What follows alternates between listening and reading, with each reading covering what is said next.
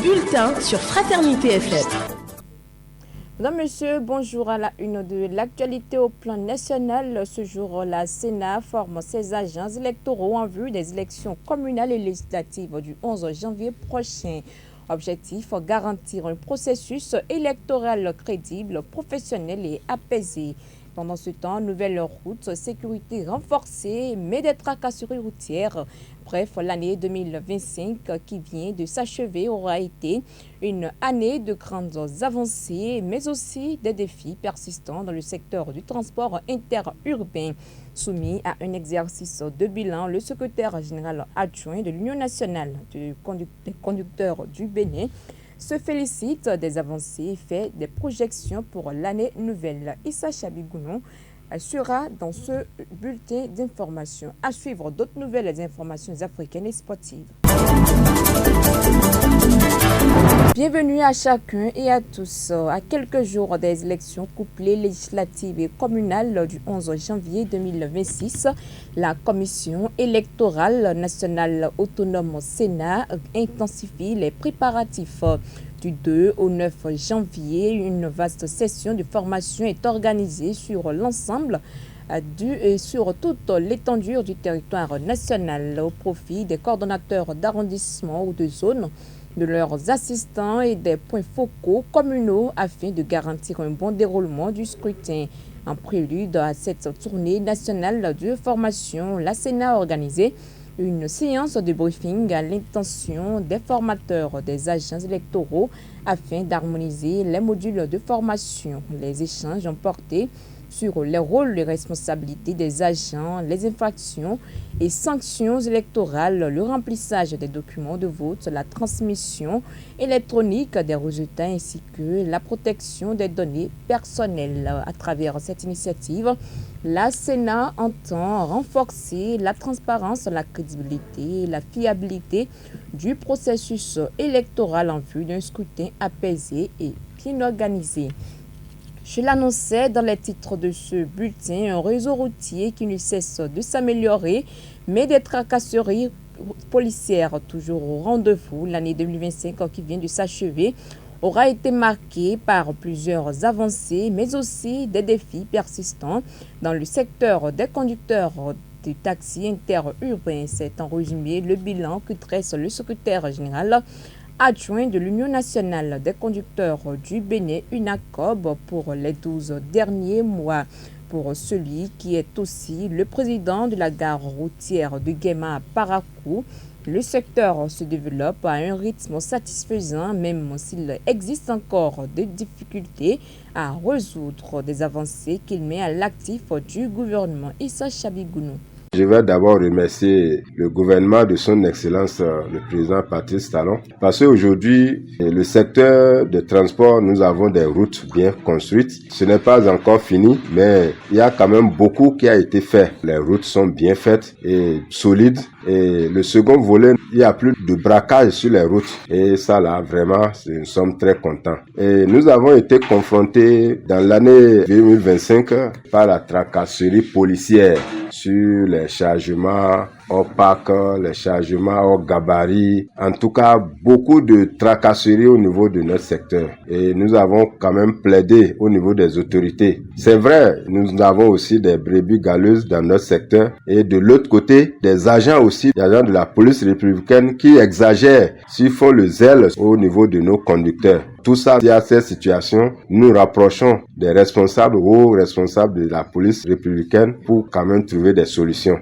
D'abord, nous-mêmes au niveau de notre secteur, nous devons nous réorganiser. Parce que pour que nous soyons écoutés avec le gouvernement, il faut que nous nous entendons. On doit avoir un interlocuteur valable face au gouvernement qui va porter nos doléances, nos difficultés et maintenant voir ce qu'il faut faire. On voit les autres secteurs, les syndicats qui sont organisés et par moment, il y a des séances d'échange avec le gouvernement. Le secteur de transport, si aujourd'hui nous nous mettons en grève, je pense que tout le pays sera paralysé. Et à ce niveau, nous sommes à considérer. organiser. Donc je demande d'abord entre nous-mêmes que nous soyons organisés. En même temps, nous allons sensibiliser nos conducteurs. C'est un défi que nous allons lancer pour que nos conducteurs aussi soient sérieux sur la route parce qu'il y a d'excès de vitesse, tout ça là. Je pense que nous allons tout mettre en œuvre. Nous avons déjà parcouru plusieurs gares routières et d'ici à là, lorsque nous allons tenir un conseil syndical, nous allons inviter tous les responsables à divers niveaux de nos gares routières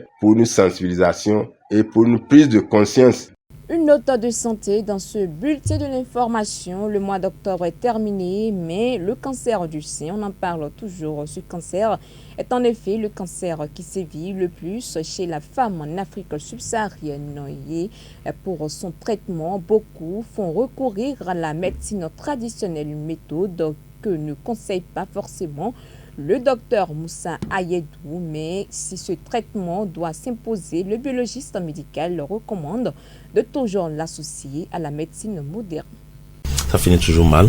J'en ai reçu plusieurs cas comme ça d'ailleurs, où la personne débarque carrément avec, si c'est le sein gauche qui est concerné par le cancer, qui a un volume 5 à 6 fois plus que l'autre sein.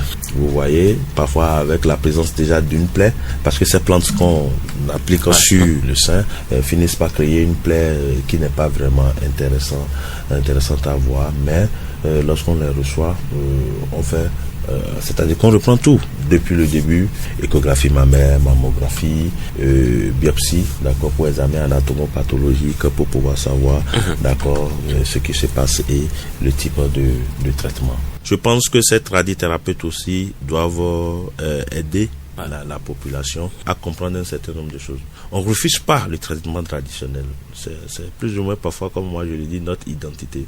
Mais on peut, en même temps, en faisant le traditionnel, se rendre à l'hôpital. À l'hôpital, parfois, bon, c'est le coût des explorations qui font que les gens n'ont pas toujours les moyens. Bon, peut-être que nos autorités aussi, à divers niveaux, verront comment, d'accord, soulager ces coûts aux populations afin que le nécessaire puisse être fait. Mais aujourd'hui, je ne pense pas quand même que, d'accord, ce traitement, cette prise en charge, lorsque c'est au stade de nodule, puisse dépasser un foyer dans notre pays. Modeste, voilà. Ça devrait se faire. Les gens achètent l'épargne presque chaque semaine. Ouais. On se rend dans les cérémonies. Je pense qu'on peut prendre du temps vraiment d'économiser pour sa propre santé.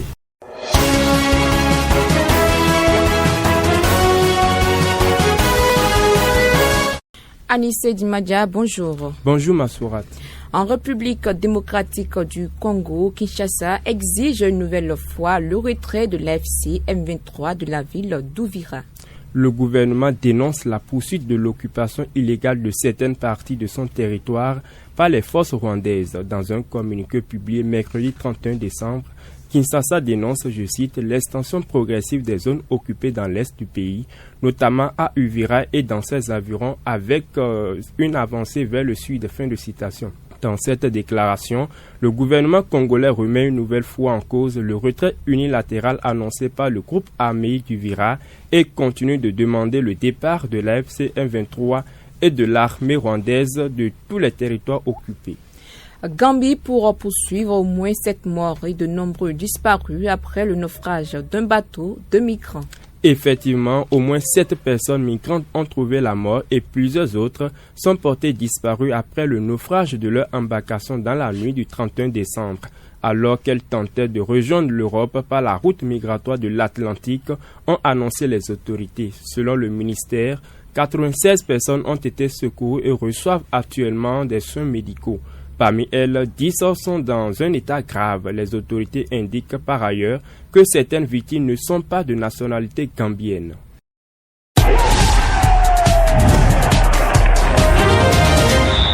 Epiphane Chabi, bonjour. Bonjour Massourat. Cannes 2025, une prime XXL pour booster les guépards. Oui, le président de la Fédération béninoise de football a frappé fort pour motiver ses troupes avant les huitièmes de finale contre l'Égypte.